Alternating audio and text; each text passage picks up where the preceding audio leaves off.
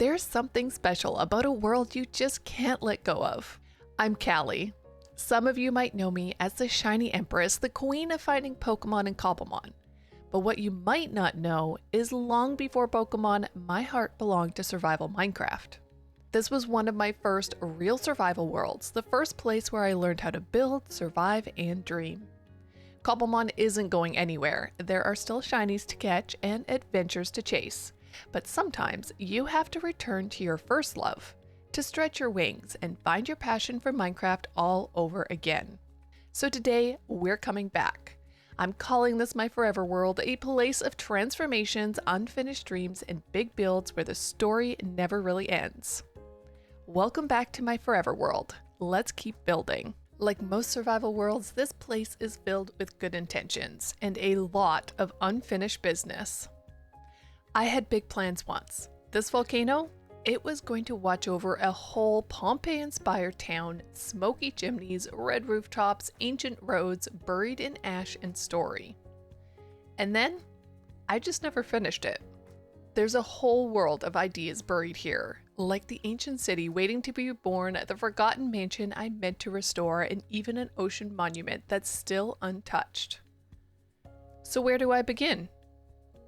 I think it's only right that I start where I left off, with the ashes and ambitions of this town beneath the volcano. It's time to bring Pompeii back to life.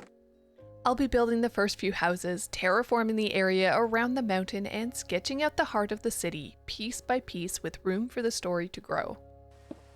It's a new beginning in an old world. Let's get started. I've spent over 3,000 days in this Minecraft world, so you'd think I'd remember what materials I have at my disposal. But the truth is, it's been a while. The last time I recorded in this world was just after the 1.20 update, and now, after updating to 1.21.5, it feels like I'm rediscovering everything all over again. But before I get too distracted, let's carve out a little space at the base of the volcano for our reimagined Pompeii build. This volcano was actually my first and only attempt at building a mountain. It's a little short, a little wide, and honestly, it could benefit from being taller. But for now, we'll work with what we got. The first step is flattening this entire area. And as I started digging it out, I realized I had already spent a lot of time covering this entire area with dirt, way back when. Funny how we change our minds on big projects, huh? But that's one of the things I love most about Minecraft. It grows with you. Your builds shift with your skills, your tastes, and your ambition. So reworking something you started years ago, that's not failure, that's evolution. Clearing all this stone and dirt took me many Minecraft days, but it gave me time to think about our build palette for the new Pompeii town. For the roads, I'm going with a dry ashen color scheme using andesite, polished andesite, stone, and maybe even some basalt for a scorched look. The buildings themselves will use sandstone, smooth sandstone, brick, granite, polished granite, and terracotta. These materials look beautiful side by side, and they match the concept art I've been studying of the real Pompeii. Now that the canvas is cleared, we can start laying out the town. While ancient Pompeii had 9 temples dedicated to different Roman gods, one stood closest to Mount Vesuvius, the Temple of Jupiter. And that's what I want to center the rest of this build around. I won't be doing a block-for-block replica, but I will be drawing on Roman architectural styles to shape the layout and structure of the town. Now that we have a bit of a plan, it's time to jump back into the world and start laying down the foundation. Using sandstone blocks, I'm roughly mapping out the footprint of the Temple of Jupiter. I want it to feel like the centerpiece of town, important enough to draw the eye, but not so large that it overshadows the volcano behind it.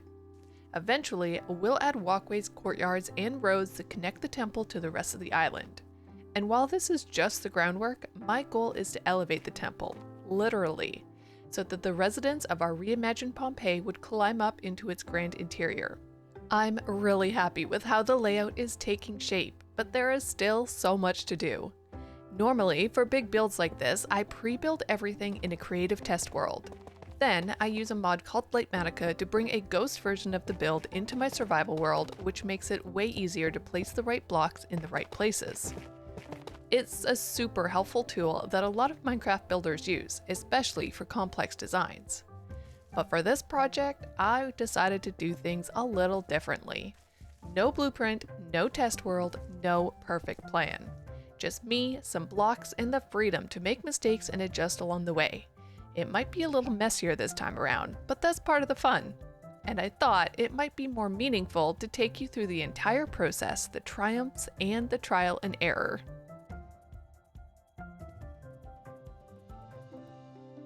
Of course, freehand building in Minecraft always comes with its own set of challenges.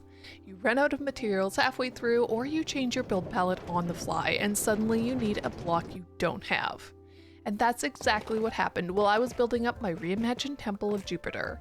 I didn't expect it to use quite so much tuff, and with none left in my storage system, it was time for a quick mining trip. Luckily, my mining setup makes this pretty easy. I can send materials straight to my storage system using a bubble vader where they get auto-sorted as I go. But tuff wasn't the only thing I ran out of. I also needed a lot more bricks that I'd planned for, and since I don't have any mason villagers yet, that meant gathering clay and smelting everything by hand in my furnace array.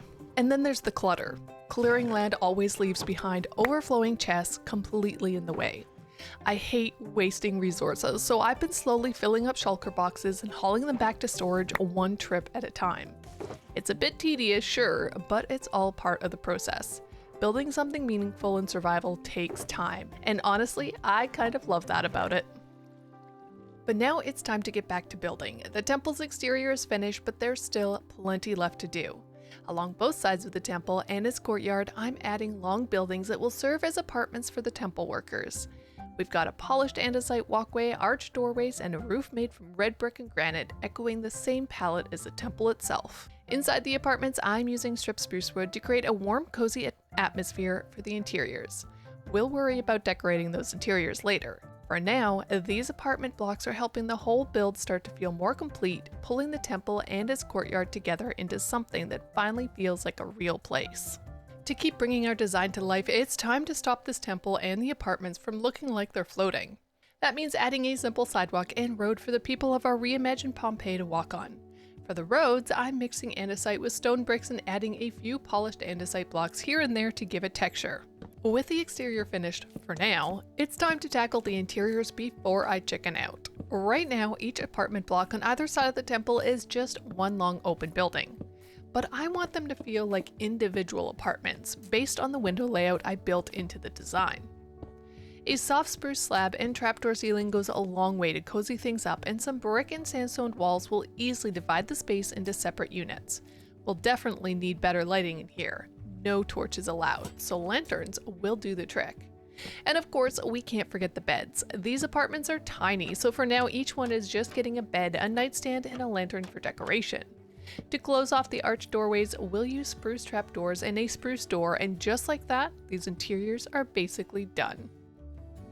The progress we've made so far on our reimagined Pompeii is already incredible, but I want to push it a little further and see what else we can create.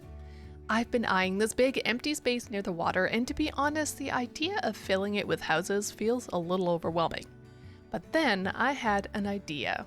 Pompeii was a city, yes, but every city needs a way to feed its people. So instead of just homes, I'm going to fill this space with lush wheat fields. But before we get to that, let's start with a couple of houses on the other side of the street. Now I've got a bit of a problem. We're running dangerously low on bricks, and I'm running low on time to gather more. So I'm making a design choice by replacing the lower layer of brick with polished granite. We'll still keep brick on the roofs, but I like the idea that brick is the more expensive material, something everyday citizens might not have easy access to for their own homes.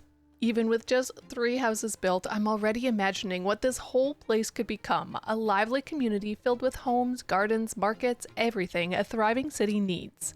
This may be Pompeii, but it's Pompeii before destruction, and every building we add should reflect that. I'll definitely need to extend this wheat field a bit more and add a few others too, maybe with different crops. But first, let's build a 4th house here along the side and see how it all helps tie the city together.